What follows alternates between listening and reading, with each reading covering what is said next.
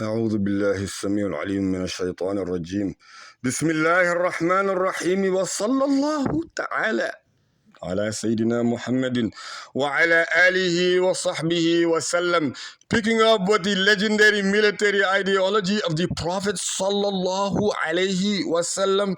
This is the era of the commander of the believers, Sayyidina Ali ibn Abi Talib radiyallahu anhu.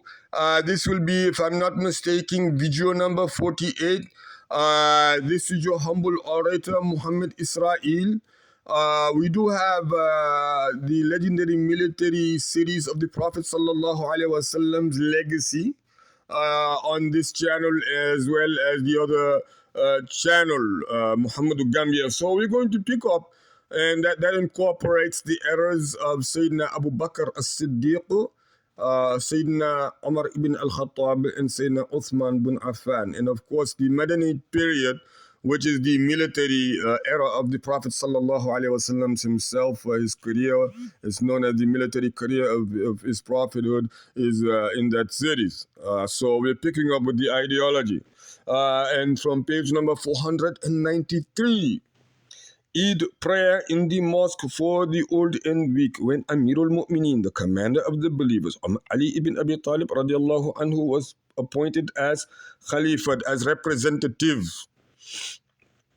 and went to Kufa. There were many people in the city, and they said, O commander of the believers, there are people in this city who are old and weak, and it is hard for them to go out to the desert for the Eid prayer.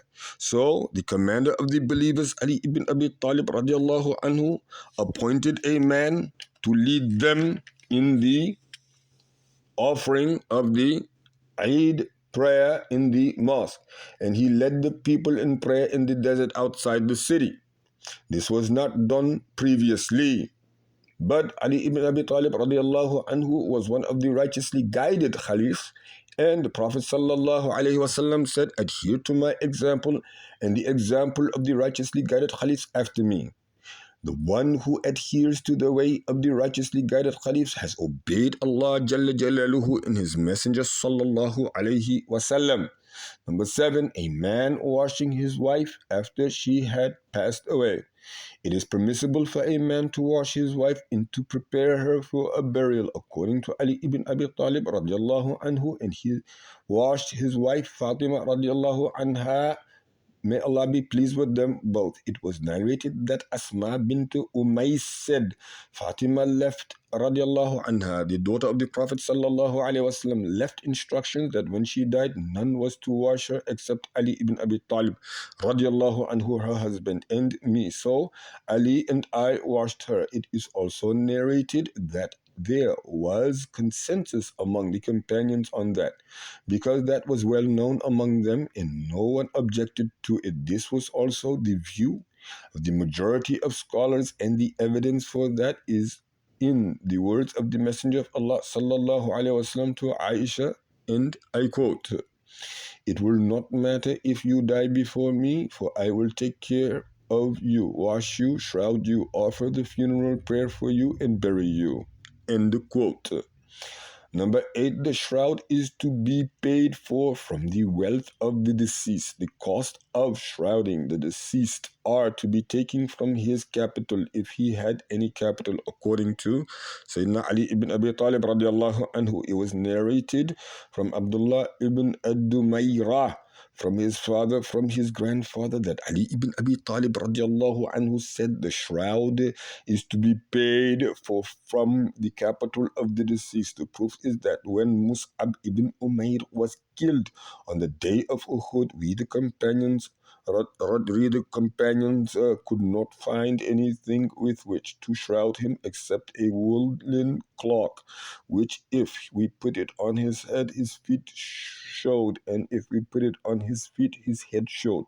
The Messenger of Allah sallallahu alaihi wasallam said, put it over his head and put some of certain kind of grass on his feet. Point here is that if it was obligatory for the Muslims, he would have taken from the Muslims who were present whatever was needed to shroud him entirely and completely. Ninth point, the shroud of a man and a woman, and not going to the extremes in that.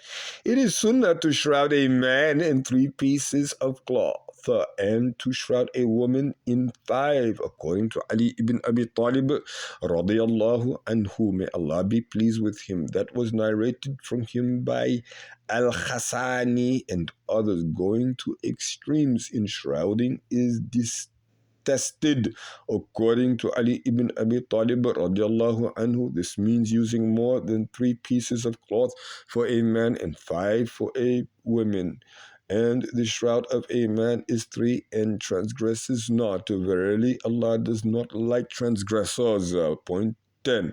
Washing and shrouding the martyr. The martyr is not to be washed or shrouded, according to Ali ibn Abi Talib radiallahu anhu. That was narrated from him by Al-Hassani and others. It was narrated that he did not wash those who were martyred fighting alongside him against those who opposed him, and he did not instruct that they should be shrouded. He buried Ammar with Ammar ibn Yasir radiallahu anhu without washing him. This is the view of the majority of scholars apart from Al-Hasan al-Basri and Sa'id ibn al-Musayyab, whose view is that the deceased is in the state of impurity and needs to be purified by water. Ruling on Zakah, there is no Zakah due on wealth until one full year has passed according to Islamic calendar. Amirul Mu'minin Ali ibn Abi Talib, the commander of the believers, may Allah have mercy on him, stated that the passing of one full year is a condition of Zakah being obligatory, because it was narrated from him that he said, no Zakah is due on wealth until one full calendar year has passed. The passing of a year is one of the conditions of Zakah being due for cash, livestock, and trade goods. It is not a condition in the case of crops. There is consensus on this point, and no one differed from that. Number two, the minimum threshold for gold and silver and the and the rate of zakah on them. Amirul Mu'minin Ali ibn Abi Talib radiallahu anhu stated that the minimum threshold at which zakah becomes due is 20 mithqals. And we'll have to, so it's ounces for gold, and no zakah is due on anything, and no zakah is due on anything less than that. If there is more than that, then it should be calculated. He said nothing, no zakah is due on anything less than 20 dinar. For 20 dinar, zakah is half of a dinar, and for 40 dinar, it is 1 dinar, and so on. He said with regard to the minimum threshold for silver, there is no zakah on less than 200 dirhams. He also said if it reaches 200 dirhams, then the zakah is 5 dirhams, and if it is less than 200, then nothing is due on it. If it is more than 200, it is to be calculated at that rate. Number three, minimum threshold for camels and rate of zakah on them. Amirul Mu'minin, the commander of the believers, Ali ibn Abi Talib radiallahu anhu said, for between 5 and 9 camels, the zakah is 1 sheep. If it is more than 2 sheep are due, up to 14 camels. If it is one more than 3 sheep are due, up to 19 camels. If it is one more, then 4 sheep are due, up to 24 camels. If it is one more, then it is 5 sheep. If it is one more, then a female camel in its second year or a male camel in its third year is due. If up to, 35 camels. If it is one more, then a female camel in its third year is due, up to 40 camels. If it is one more, then a female camel in its fourth year is due, up to 60. If it is one more, then 2 camels or female camels in their third year are due, up to 90 camels. If up to 90. If there are many camels, then for each 50, a female camel that is in its fourth year must be given, and there should be no joining of separate herds and no separating of joint herds as a trick to pay less zakah.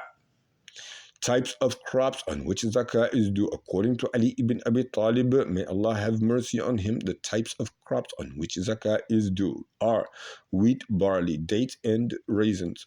There was or that was narrated from him by Ibn Hazm and others. Ali ibn Abi Talib radiallahu anhu said zakah is due on four things: wheat, if there is no wheat, then dates; if there is no dates, then raisins; if there is no raisins, then barley. Number five, there is no zakah on vegetables, fruits, and honey.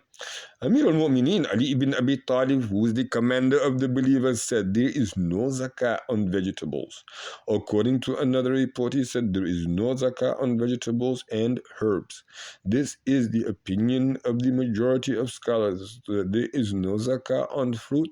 According to Ali ibn Abi Talib radiallahu anhu, it was narrated from Abu Ishaq that Ali ibn Abi Talib radiallahu anhu said there is no zakah on apples and the like.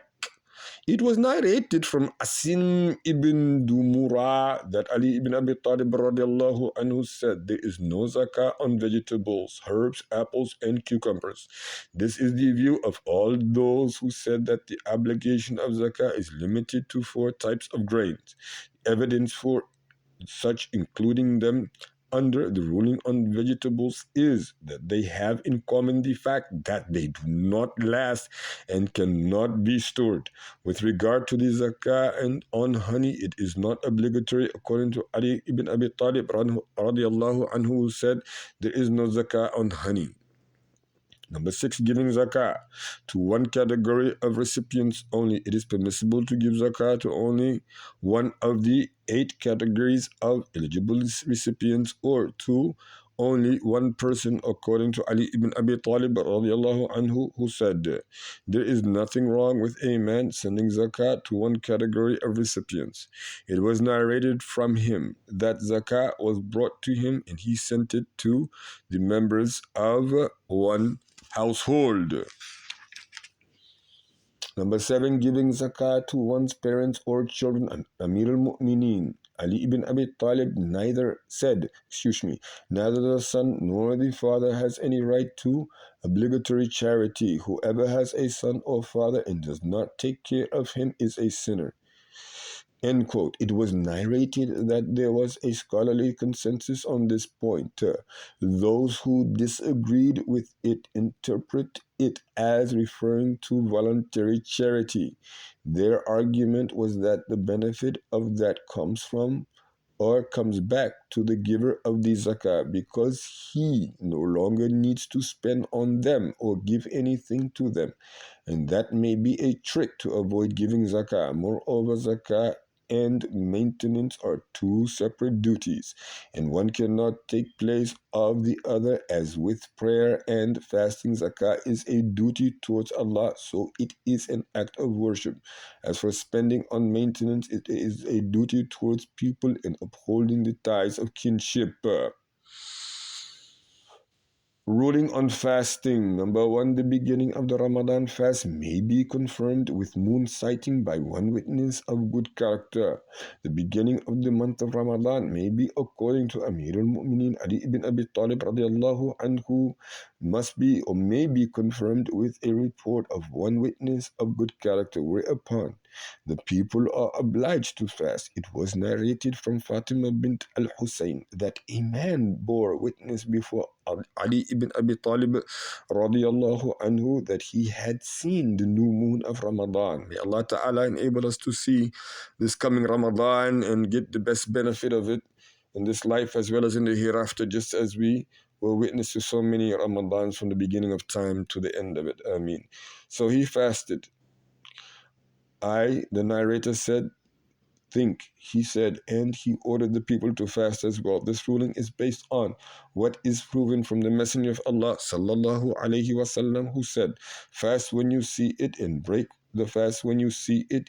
If it is cloudy, then reckon the month of Sha'ban as 30 days. Imam al-Nawawi said what is meant is sighting of the moon. What is meant by it is sighting the moon.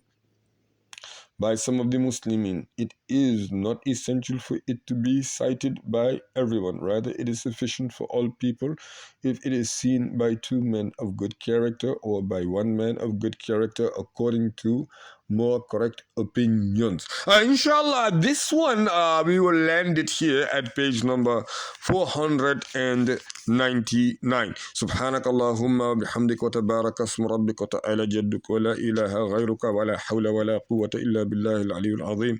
سبحان ربك رب العزة عما يصفون وسلام على المرسلين والحمد لله رب العالمين.